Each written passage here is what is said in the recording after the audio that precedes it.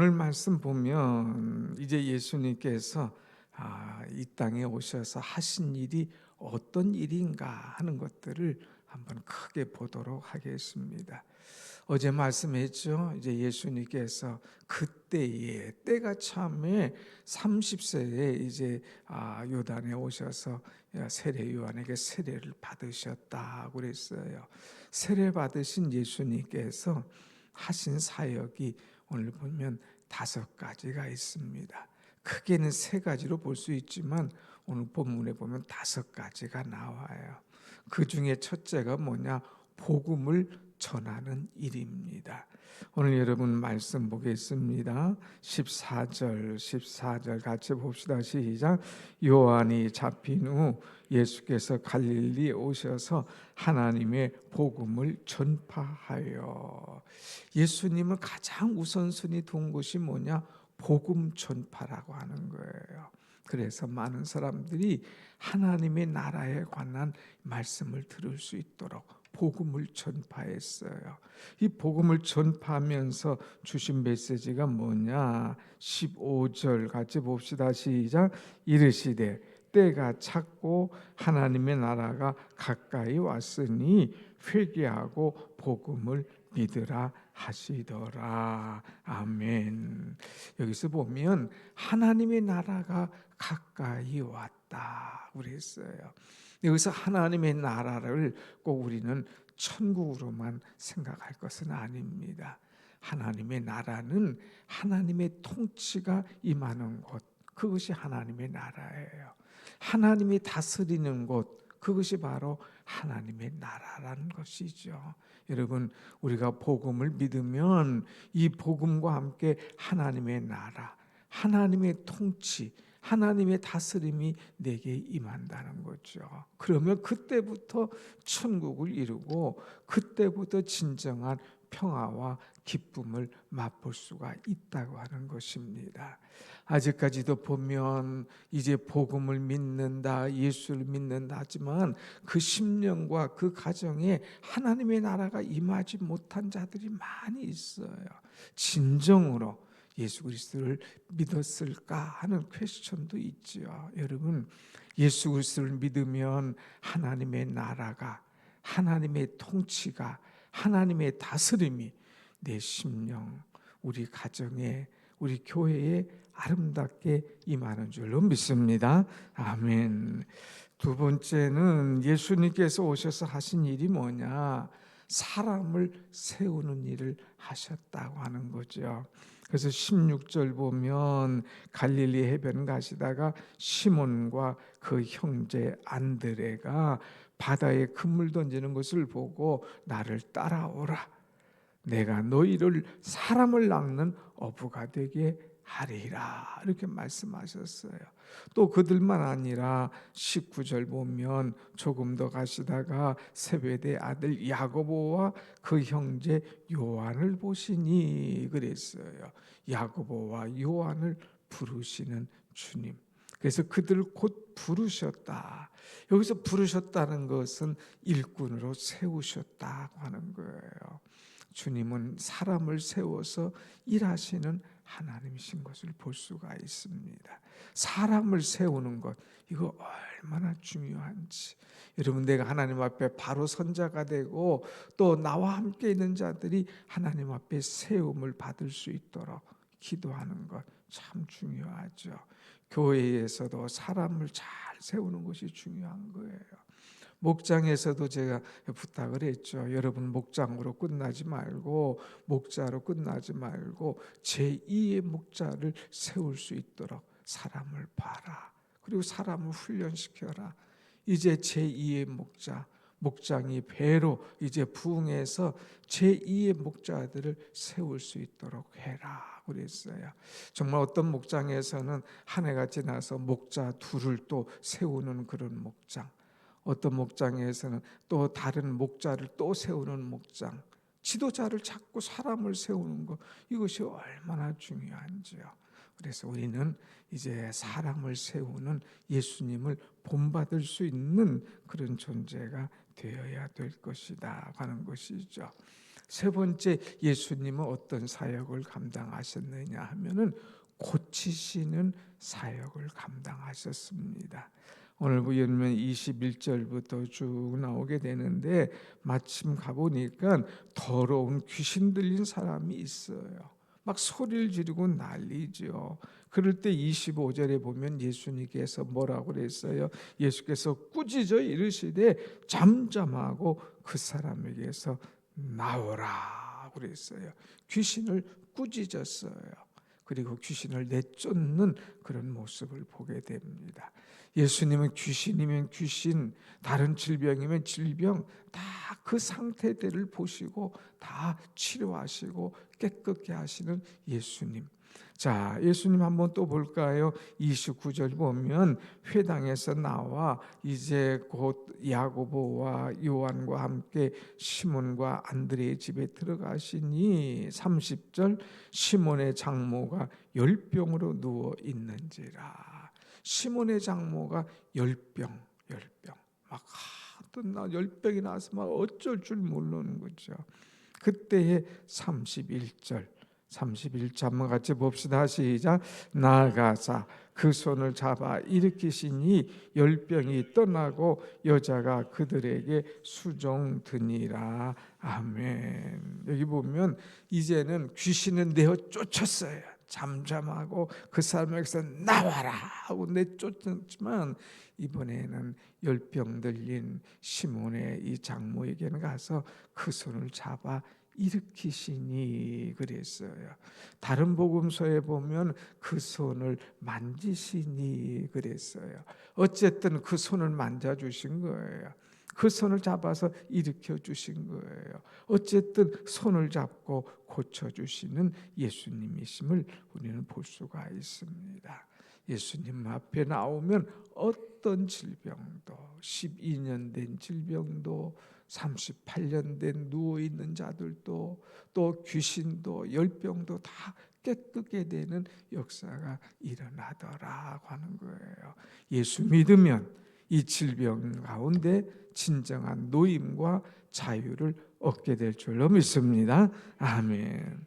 그래서 32절 보면 해질 때에 막 사람들이 모든 질병 들린 사람, 귀신 들린 사람 다 예수님께 데려오려고 와요. 그때에 심지어는 표를 뭐라 했느냐, 33절 온 동네가 그 문 앞에 모였더라. 예수님 집 앞에 다 사람들이 모여 있는데 온 동네라고 그래서 얼마나 많이 모여드는지. 근데 그렇게 많은 사람들을 34절 뭐라 했어요? 예수께서 각종 병이든 많은 사람을 고치시고 각종 질병 다 고치셨다고 그랬어요. 더 나아가서 많은 귀신 다 내쫓았다고 그랬어요. 귀신 들린 자, 각종 질병에 걸린 자 주님 앞에 와서 다 나음을 얻게 되는 그런 모습이죠. 여러분, 어떤 문제든 질병이나 귀신이나 주님 앞에 나와서 깨끗함을 받는 역사가 오늘 또 이루어짐을 믿고 우리는 끊임없이 기도해야 된다는 것입니다. 자, 여기까지 예수님의 3대 사역으로 봐요. 그래서 프리칭, 설교하시고 가르치시고 그 다음에 이 사람들을 세우시고 콜링한다고 그러죠. 그 다음에 힐링한다고 그럽니다. 치료하신다. 예수님의 3대 사역인데 이 3대 사역뿐만 아니라 조금 더 확장하면 본문에 예수님이 하신 일 2가지 정말 중요한 일이 있어요. 그것이 뭐냐? 35절 말씀 한번 같이 보겠습니다. 35절 시작. 새벽 아직도 밝기 전에 예수께서 일어나 나가 한적한 곳으로 가서 거기서 기도하시더니 그랬어요. 예수님은 기도하시는 분이에요. 기도하시는 분. 얼마나 피곤하겠습니까? 앞절에 보세요. 각종 많은 병든 사람, 많은 귀신들, 온 동네가 다 주님 집 앞에 모였어요.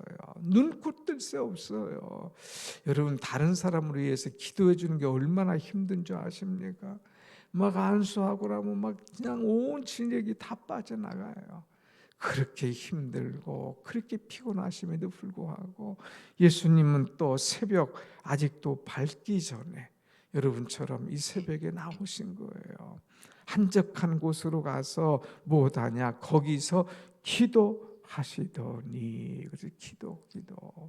예수님 그 바쁘신 일 중에도 그냥 피곤함에도 불구하고 이 새벽을 깨워서 기도하시는 분이셨다라고 하는 거죠. 그래서 예수님은 기도의 습관이 있으신 분이에요. 여러분, 습관이잖아요. 이제 다 깨지 않습니까? 기도 40일이면 사람이 습관이 생겨진다고 그래요. 40일만 하면 습관이 붙는 거예요.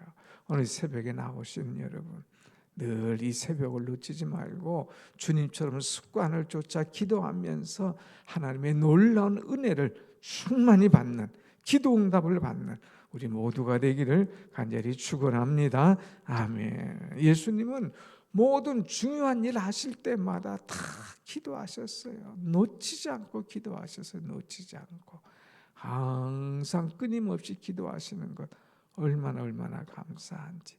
나사로를 살릴 때도 가서 기도하시는 거예요.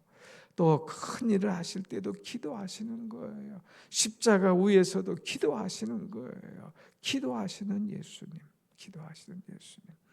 오늘 우리도 기도 외에는 이런 능력이 없음을 믿고 날마다 기도할 수 있는 사람이 되어야 된다고 하는 것입니다. 자, 예수님께서 기도하시는데 보면 이제 37절, 사람들이 주를 찾나이다. 제자들이 와서 예수님 사람들이 주님을 찾아요. 막 새벽부터 사람들이 막 몰려드는 거예요. 예수님 이제 기도사에서 기도하시는데, 한적한 곳에 기도하는데 제자들이 벌써부터 사람들 몰려와요. 예수님 어떻게 하면 좋아요? 막 아픈 사람들, 병든 사람들, 귀신 들린 사람들 몰려오잖아요. 그럴 때 예수님께서 하신 말씀이 있어요. 38절 다 같이 시작. 이르시되 우리가 다른 가까운 마을들로 가자. 거기서도 전도하리니 내가 이를 위하여 왔노라 하시고 그랬어요. 예수님께서 오신 목적이 뭐냐? 이제 다른 마을로 가자. 내가 거기서도 전도하리라. 내가 이를 위하여서 왔노라. 거기서는 끝도 없어요. 한도 끝도 없는 거예요. 이제 예수님이 어떤 분인가 알려줬어요. 고쳐줬어요. 내어쫓았어요. 이제 예수 믿고 자기들이 그 은혜와 능력을 따라 기도하면 되는 것을 가르쳐 주셨어요. 그 다음 예수님께서는 다른 마을로 가자. 아직도 복음이 전파되지 않은 마을, 아직도 예수님을 모르는 사람들, 아직도 치유의 은사를 받지 못한 사람들, 아직도 귀신 들려 있는 사람들, 그 마을로 가서 전도하자는 거예요. 전도하자. 그래서 예수님은 어디를 가든지 전도하셨다고 하는 것. 내가 이를 위하여서 왔노라. 천국 복음 전파, 전도하기 위해서 예수님은 오셨다는 것을 분명히 말씀하고 있습니다. 사랑하는 여러분, 우리도 전도하는 것, 요즘 우리 성도님들이 얼마나 전도를 많이 하는지 참 감사하죠. 어제 수요 예배도 끝나고 다 전도하러 가서 전도하시고, 이제 이번 주일날이 이제 우리 교회 창립 78주년 되는 이 주일날이에요. 창립 78주년. 그러니까 78세란 얘기예요. 교회가 이제 78년 동안 하나님의 은혜로 여기까지 왔는데, 이제 감사하게도 올해만 해도 벌써 2월 초순 아닙니까? 첫째 주 했는데 등록하신 분이 20명이 등록을 하셨어요. 얼마나 은혜입니까, 여러분? 그래서 이번 주 제가 제시하려고 그래요. 올해 100명을 우리가 전도하자. 그래서 500명 교인을 만들자 하는 것이 이 교회의 기도의 제목입니다. 여러분, 그동안은 저절로 왔어요. 이제부터는 우리가 전도해서 그래서 이 푸른 숲, 이 푸르지오 아침의 숲, 이 마을에서도 벌써 3가정이나 왔어요. 얼마나 감사한 일입니까?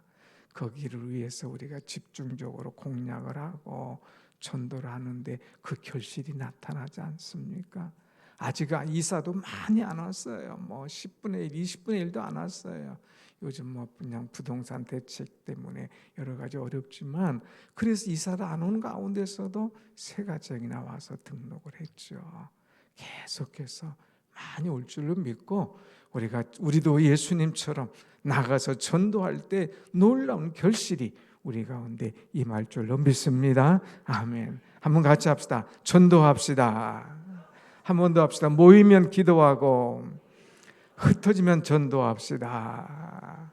그래서 올해는 기도하고 전도하는, 그래서 기도한 대로 역사하시는 우리 주님의 은혜를 우리가 마음껏 체험하는 우리 교회가 되기를 간절히 원합니다. 아멘.